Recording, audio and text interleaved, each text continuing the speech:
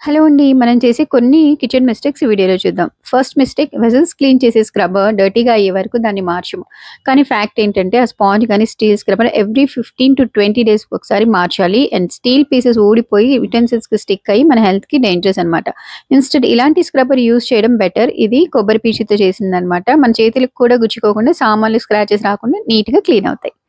Second mistake చాలా మంది దోస, చపాతీ చేసుకున్నాక పాన్ వాష్ చేయకుండా ఇలా పెట్టేస్తూ ఉంటారు. దీంతో దాని మీద ఉన్న ఆయిల్ అనేది డ్రిప్ అయ్యి ప్లాట్‌ఫార్మ్ అంతా గ్రీజీగా అవుతుంది. అండ్ నెక్స్ట్ టైమ్ ఆ పాన్‌ని అలాగే వాడేస్తూ ఉంటారు. నాన్ స్టిక్ పాన్ వేడిగా ఉన్నప్పుడు క్లీన్ చేయకూడదు. కానీ చల్లారాక కంపల్సరీ క్లీన్ చేసి పెట్టుకోవాలి. లేదంటే దాని మీద బాక్టీరియా ఉంటుందన్నమాట. నెక్స్ట్ మిస్టేక్ కుకింగ్ చేసేటప్పుడు స్పాటులాని డైరెక్ట్‌గా కౌంటర్ టాప్ మీద పెట్టకుండా ఒక ప్లేట్‌లో ప్లేస్ చేయడం most hygiene habit. Last mistake cooking చేసేటప్పుడు స్టవ్ మీద ఏదైనా స్పిల్ అయితే వెంటనే క్లీన్ చేయాలి. లేదంటే అది డ్రై అయ్యి మనకి ఇంకా పని పడుతుందన్నమాట. Time and effort waste. So clean as you go. ఇలాంటి మరిన్ని హ్యాక్స్ కోసం ఛానల్‌ని సబ్స్క్రైబ్ చేయండి.